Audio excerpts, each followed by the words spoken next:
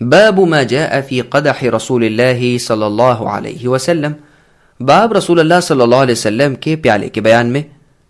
ثابت ابن اسلم البنانی تابعی رحمہ اللہ سے روایت ہے کہ انس بن مالک رضی اللہ عنہ نے ہمارے سامنے لکڑی کا ایک پیالہ نکالا جو کھردرا سخت تھا، جس پر لوہے کے پترے سے جوڑا گیا تھا۔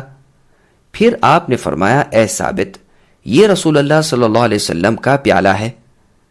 یہ حدیث صحیح ہے، دیکھیے شرح السنن للبغوی، حدیث رقم 3033۔ انس بن مالک رضی اللہ عنہ نے فرمایا، میں نے اس پیالے کے ساتھ رسول اللہ صلی اللہ علیہ وسلم کو تمام مشروبات پلائے، یعنی پانی، نبیذ، شہد اور دودھ۔ یہ حدیث صحیح ہے، دیکھیے صحیح مسلم، حدیث رقم 2008۔ سامعین، اب اس حدیث سے ثابت ہونے والے چند مسائل سماعت کریں۔ پہلا مسئلہ، سیدنا انس بن مالک رضی اللہ عنہ نے نبی صلی اللہ علیہ وسلم کے پیالے کو بطور تبرک اپنے پاس سنبھال کر رکھا ہوا تھا اور بعض اوقات اپنے شاگردوں کو یہ پیالہ دکھاتے تھے۔ دوسرا مسئلہ، عاصم الاحول رحمہ اللہ سے روایت ہے کہ میں نے انس بن مالک رضی اللہ عنہ کے پاس نبی صلی اللہ علیہ وسلم کا پیالہ دیکھا جسے چاندی کے تار کے ساتھ جوڑا گیا تھا۔ یہ بہترین لکڑی کا بنا ہوا چوڑا پیالہ تھا۔ ابن سیرین رحمہ اللہ سے روایت ہے کہ اس میں لوہے کا ایک حلقہ تھا۔ پھر انس رضی اللہ عنہ نے ارادہ کیا کہ لوہے کی جگہ سونے یا چاندی کا حلقہ بنا لیں، تو ابو طلحہ رضی اللہ عنہ نے انہیں کہا، رسول اللہ صلی اللہ علیہ وسلم نے جو کام کیا ہے اسے ہرگز نہ بدلنا۔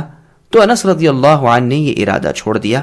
دیکھیے صحیح بخاری، حدیث رقم 5638۔ سبحان اللہ، اتباع سنت اور حب النبی صلی اللہ علیہ وسلم کی کتنی عظیم مثال ہے۔ تیسرا مسئلہ، سیدنا ابو ہریرہ رضی اللہ عنہ سے روایت ہے کہ نبی صلی اللہ علیہ وسلم نے ہمیں پیالے کے ٹوٹے ہوئے حصے سے پانی وغیرہ پینے سے منع کیا۔ دیکھیے المعجم الاوسط للطبرانی، حدیث رقم 6829۔ ثابت ہوا کہ پیالے یا برتن کے خاص ٹوٹے ہوئے حصے سے پانی وغیرہ نہیں پینا چاہیے۔ چوتھا مسئلہ، نبی اکرم صلی اللہ علیہ وسلم کی سادگی پسندی اور تواضع کے مشروب کے لیے الگ الگ ظرف کے بجائے ایک ہی پیالے سے ہر قسم کے مشروب نوش فرماتے تھے۔